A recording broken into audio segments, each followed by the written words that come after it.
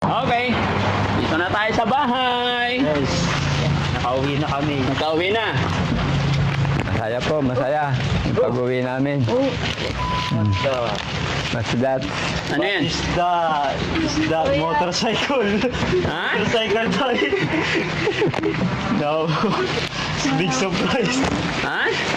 No. Hindi na asahan. Akala ko may taong nakarating Tay, dito ka tay. Hindi ko... Grabe. Dito ka Aljun. Jan Paul. Ha? Ito yung mystery na sinasabi nila. Sino nagsabi? Yes. Kaya po, pero hindi ko alam kung ano. Ha? Sabi ko, is the... Tay, dito ka tay. May secret. May secret. Yan yung secret na sinasabi. Ay, may secret.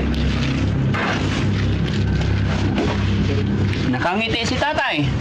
Po, yan po yung isang number ang pangunahin kailangan namin pero hindi ko alam na ganito na may ganitong surprise para sa Polybig, okay ka lang? Para sa pamilya. Ano nararamdaman ni Polybig? Masaya na bigla ako na ito, gustong-gusto ni tatay na magkaroon ng service, tapos kami magkaroon ng service.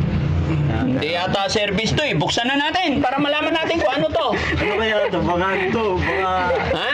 Tay, buksan mo po tay. Sige, buksan nyo mga anak. Oo. Tanggalin nyo muna yung...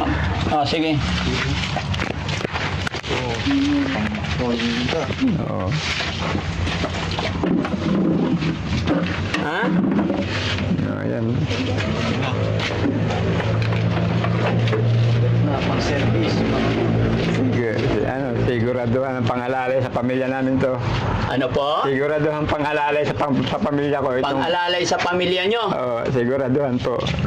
Yung sinasabi ko na kailangan natin ng service, hindi ko alam na biglang-bigla na ganito. Mabait po talaga po ang Panginoon.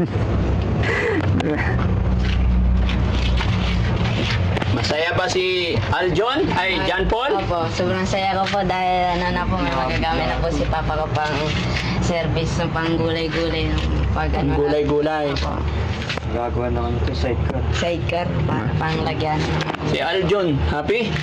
Happy ko kasi wala na po siyang isipin kung isipin nila yung dating iniwan niya sa ibabalik na lang sa kanila yun kasi na-stuck po sa katagalan. Oo. Dati po. Brand new yan, tay. Opo.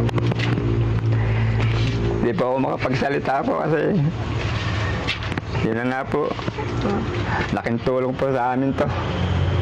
Laking tulong po sa amin to.